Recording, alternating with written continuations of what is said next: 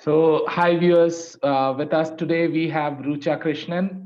Rucha by profession is an image consultant, a life coach, and today we are going to talk about the sales and personality development and how we'll try to understand how to maintain an attractive personality and its impact on a salesperson, basically. So. Ruchar, we had received many questions regarding the topic, and the first question that we received from one of our viewers was, what is the similarity between a good salesperson and an attractive personality? Okay, all right. Well, firstly, let me say that a person with an attractive personality is actually a good salesperson because somewhere they're able to sell themselves. And I think that's one of the things that we talk about even when we talk about sales, that the first person or the first thing that you need to sell to get a good sale is to sell yourself. So a great salesperson needs to have an attractive personality. So when I say that, let me go ahead and explain this. An attractive personality is an attribute that of a person who can connect with people, and this person can form lasting relationships, positive relationships with people. Now, while the word attraction is more subjective because different people are attracted to different things, right? Mm-hmm. What we're talking about is developing certain skills like being able to empathize with people, managing emotions, communicating well. These are skills that are needed for both, Mm-hmm. whether it's a salesperson or somebody with a good personality. And like sales skills that we talk about, these skills, empathy, managing emotions, and communicating well, these are skills that can be learned and can be honed. So I Mm-hmm. think to summarize, these are really things that we need to think about when we talk about a good salesperson and a great attractive personality. So that was a similarity. And now when it comes to what impact, according to you, one's personality plays when she or he is pursuing sales as a career.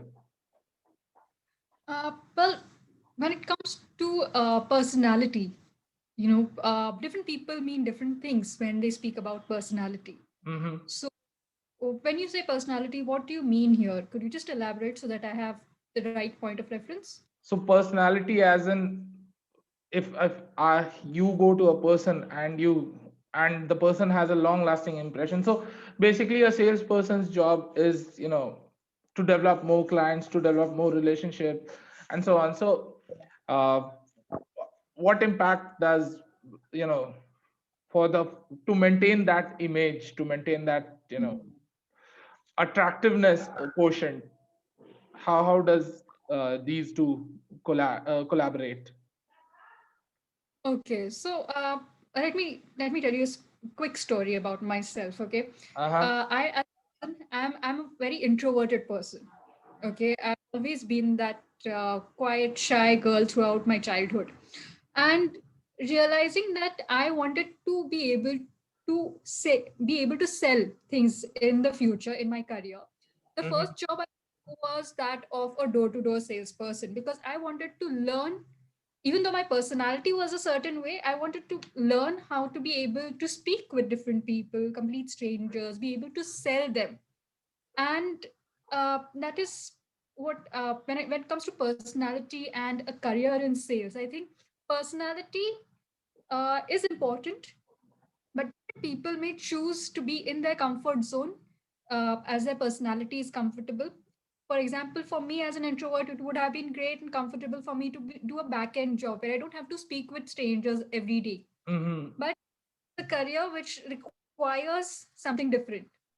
So, more than personality, I believe it's the mindset where if somebody has a more open growth mindset, they're able to go ahead and excel in their career. So being able to explore different things, being open to learn, it's just the difference between saying, no, I am not going to learn this. And yes, I'm open to new experiences as long as they're going to help me grow and progress. And Mm-hmm. that is the most important thing. Right, A good right. So, let me, this is a very personal question. So, because many people whom I work with, or including myself, we are in telephonic sales, we are in international sales, wherein the only way our client can judge us of how good we are or of how bad we are is the basis of our voice. So, how do you suggest people wherein they can have a voice tonality which can leave a long lasting impression on someone whom you're talking to? Well, when it comes to telephonic conversations, the only cue a person on the other end can get as to what the other person is saying, there are no visual cues anymore. They're only the voice, the tone that is communicating, right? And the Mm-hmm. verbal. So, verbal still plays a small role, Mm-hmm. significant small role. However, the most important role when it comes to whether it's sales or just any kind of telephonic conversation is the way emotions are conveyed. Uh-huh. There has to be an amount of excitement, there has to be energy when required, there has to be empathy and good listening skills when required. And I Mm-hmm. think that important part of any job, especially when a job is more telephonic. So Mm-hmm. to just think of certain things that would really help and that have helped me personally is being able to mind the tone and the volume of the voice, you being able to switch it throughout the telephonic conversation so that it doesn't sound like a recording or a script. Right, Does right. that? So, what do you suggest? We as a nation, India, if I talk about India, we are obsessed, and we have a thing that if you're good with your English skills, you're a good communicator. What are your views on this? Well, English is definitely one of the major languages in India. We have so many regional languages. To a certain extent, more than Hindi, English is a language used by most of our nation. Mm-hmm. However, when it comes to English language, the fluency of language is sometimes equated to the person's competency, their ability to do certain tasks, which is not really true. It is just a language, and that being fluent at a certain language means that their language skills are good Mm-hmm. and not really have to reflect on the other end. Having said that, predominantly as a nation, we have that cultural mindset that if somebody speaks English, I mean, we can't deny the fact that people think of it and judge it accordingly. Mm-hmm. So, Right. however, what I would like to say is at any point of time, being authentic is more important. So even if someone does not have fluency in English, there's so many people who are there. So, for example, outside India also, there's so many countries where English is not a first language. So English, even though people might know some words, they might have certain accents, heavy accents, and understanding is difficult. Here again, like I said earlier, the role of way you use your tones, the way you communicate your emotions, that takes a big role, especially when language could be a challenge for someone. Right, right, right. So since I am a part of international business development since past 6 7 years, so even I have seen people from Japan, people from France, they take pride in their language, their regional language, rather than that you might face a CEO of certain company who might not at all know English, but he or she is doing brilliantly. But here, the first thing what comes is if you're good at English, then only you are a competent person to handle a role of being a leader or being or coaching someone or so on. So that's a concept that according to you is a myth, right? It's not necessary to be And I tell very you, fluent. Akash, true, true. And currently, the trends are also moving. You see, a few generations ago, English was a completely big deal. And now, with things going more global, like you yourself said, that there's so many people who are in leadership positions who may not know English. Mm-hmm. Finally, it all comes down to the results that you get, whatever job role you're doing. If you're able to get results, you're able to go ahead and do the work that is necessary to take the company ahead, then that is real, that really equates to your competency more than your competency in a certain language or your language skills. Okay. So, And to add here, there are more organizations who are recognizing this, mhm. that you don't need to have to be completely fluent in a certain language to go ahead with getting results. Yes, But still going to take a long time. Until then, we will have to work on English skills as we go ahead. yes, yes, yes. So, this was the international sales and telephonic sales things. So, when it comes to face selling or face-to-face Mhm. communication, because at the end of the day, everyone is trying to sell something. So, True. how do you advise people to maintain themselves to have a long-lasting impact on someone they are meeting and greeting with? Well, when it comes to long lasting impact, there are two major aspects here, the first impression and the last impression of that interaction. Mm-hmm. And first impression is always more visual, especially when it comes to face to face or virtual, Zoom calls or video calls that we do now. So it's always important to dress appropriately, dress smartly rather, have a Mm-hmm. positive, confident body language, be approachable in your, by smiling, having a straight back and shoulders in a certain position, which convey your confidence and your approachability at the same time. And I Mm-hmm. think that really forms the first impression. After that, it's the way you take the conversation ahead. And that's completely on you, because content is something that only you and the person your conversation, you're having that conversation with, can really, take it forward. But Mm-hmm. there's one I would really say about, making a lasting impression also comes, as I said, with the last impression, that last part of that conversation.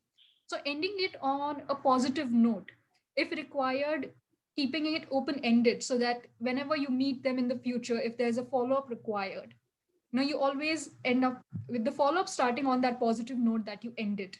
Mm-hmm. And that is extremely important. While doing this, it's important to make the other person feel valued, because people remember how you make them feel. Mm-hmm. We are humans, we are all emotional people. So whoever we're speaking with, at the end of that conversation, they're going to think about, okay, I felt nice after interacting with this person. This person made me feel good. There's a good vibe to this person. Because again, we're humans. Mm-hmm. So do things like, maybe giving a genuine compliment, but not right in the face, not making it too obvious that you've been hunting to give a compliment, Yeah, but that just that becomes flattery. yes, because people who know that you're looking for a sale or you're looking for something back from them, they're able to pick up on the cues when it's flattery and when it's genuine compliment. Mm-hmm. So making them feel valued, being a good listener, is something that is just going to help in that conversation, in that interaction. And of course, if it's a discussion, if you are able to add value, if there may be 2 3 people there and you want to really stand out, finding genuine things to add value to that discussion that's going there Mm-hmm. is a great, well, to have that lasting impression. Great, great, great. So, if you are a buyer, what kind of salesperson would you like to talk to or meet? Okay. Well, I of course I have been in in the shoes of a buyer plenty of times throughout, and the one of the first things that I look for when I'm looking for that interaction with somebody who's in the sales position is that they're approachable. Okay, Mm-hmm. they're well, because being well groomed also talks about their level of confidence, or the way they think themselves to be. Then I look for you know whether they're dressed appropriately, smartly, and it doesn't have to be expensive, it just has to be dressed according to what makes them look good. Mm-hmm.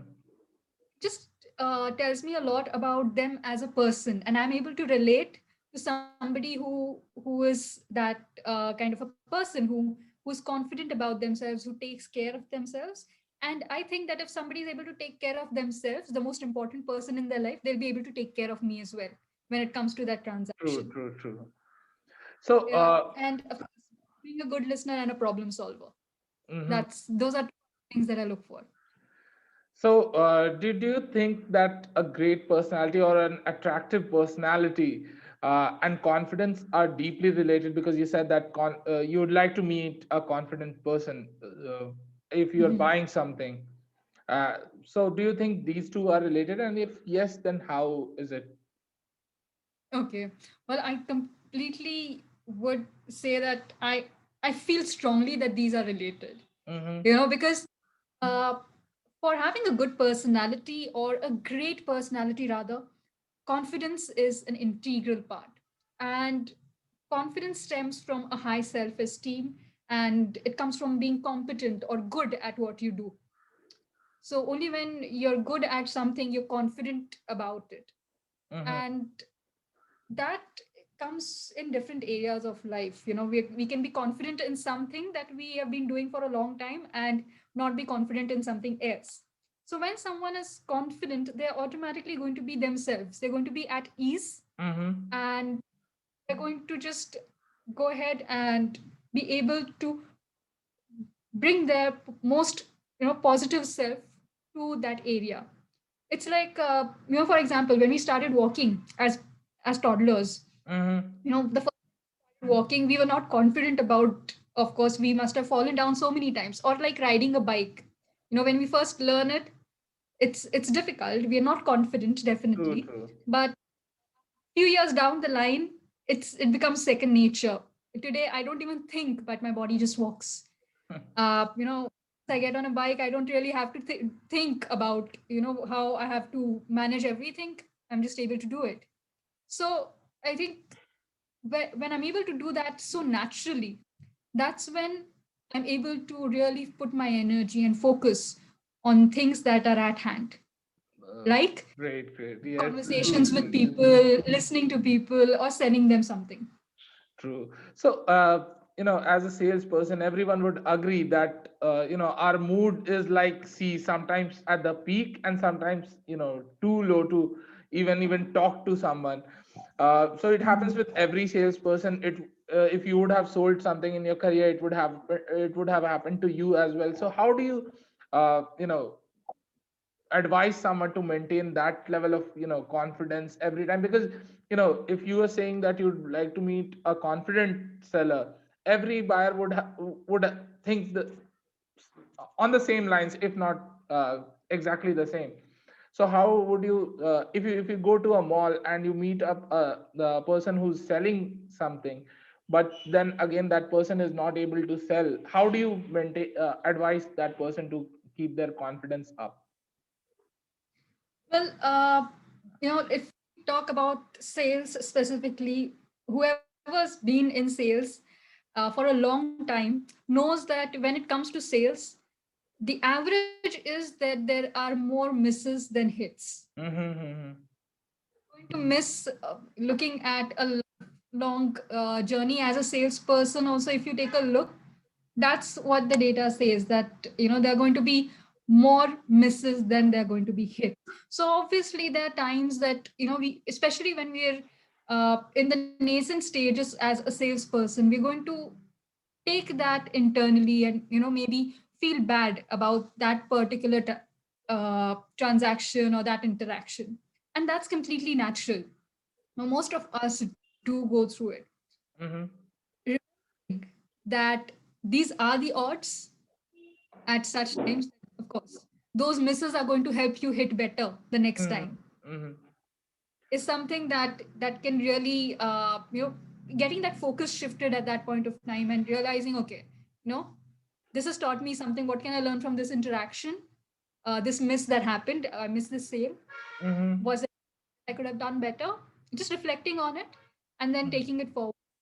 Another thing that I really love, telling my clients and people, especially in my sales training, is that pepping yourself up whenever you feel that you're missing it out. So what can be done is, you can take, say, 2 minutes of your time, just head to a washroom or somewhere you can find a mirror and give yourself some power from yourself. Mhm. Some can be done is, pepping yourself up, telling yourself things like, okay, I got this, I'm going to get the next sale, or the next sale is coming to me in the next 1 hour or few minutes, or whatever works depending on the timeline of your work. But pepping yourself up, bringing yourself up is completely our responsibility. We have to bring ourselves out of that slump of emotion. So you believe And that then affirmations work? I completely believe, I've seen life of my clients change. I've had personal experience with affirmations, and I completely, I'm a big advocate of affirmations and pepping yourself up, because Mhm. there's so many times the world, doesn't really cheer you up, and the best cheerleader you can have is yourself. Right, right, right. I So, think that really works. since you're a personality coach since past 7 8 years, and your clients would have ranged from different leaders to different kind of job profile people. So what is that one challenge that you're faced when you're coaching someone from sales background, or coaching a salesperson? This challenge, there is one that I can think of, and this challenge is not only with salespeople but also with other people. But I've majorly had this challenge with people who are into sales, that they're focused more towards the perception of their client. Mm-hmm. So, what is my customer going to think of me? Mm-hmm. And the focus is less on themselves. Mm-hmm. And uh, I've repeated it few times in this call also, that be authentic, be genuine, Mm-hmm. and that only when a person knows themselves and focuses on themselves. What happens is, there is a stereotypical role that someone thinks of when they think of salesperson, Mm-hmm. and most people don't fit in that, that stereotypical image naturally. So they Mm-hmm. try different things to fit into that image, instead of finding ways where their personality and the job requirements merge well together. Great. So that is one challenge that I've faced. Thinking of wearing certain kind of clothes only is required for that job profile, Mm-hmm. where uh, people can't, they feel that they can't be themselves when they're at work. Mm-hmm, mm-hmm. Right, right, right. That becomes a challenge. Even I have faced it with my team, and I've seen certain salespeople doing that. So, uh, so that was it from my end. Rucha, thanks a lot for your time. It was a pleasure My connecting pleasure. with you. And my viewers would definitely, after this session, would love to know if there is a way to connect with you, and if yes, then how they can connect with you. Sure. So you can connect with me. Anyone who wants to can connect with me on my YouTube channel. You can just search for Rucha Krishnan. I'll share the link with Akash as well, if you'd be kind enough to share as required. And you can also connect with me on my email, that is contact at ruchakrishnan.com. Great, great, great. Great ways to connect with me anytime. So I am very sure that people would listening to this video would definitely take advantages and would note down their points, and would go a step level up in their career. So thanks a lot, Rucha, for your time. It was great connecting with you, and thanks a lot, viewers, for uh, your support till now. And please subscribe to my channel for similar regular content. Till then, take care, keep selling. Bye bye. Bye, Rucha. Thanks. Bye, Akash. Take care. Bye to the viewers.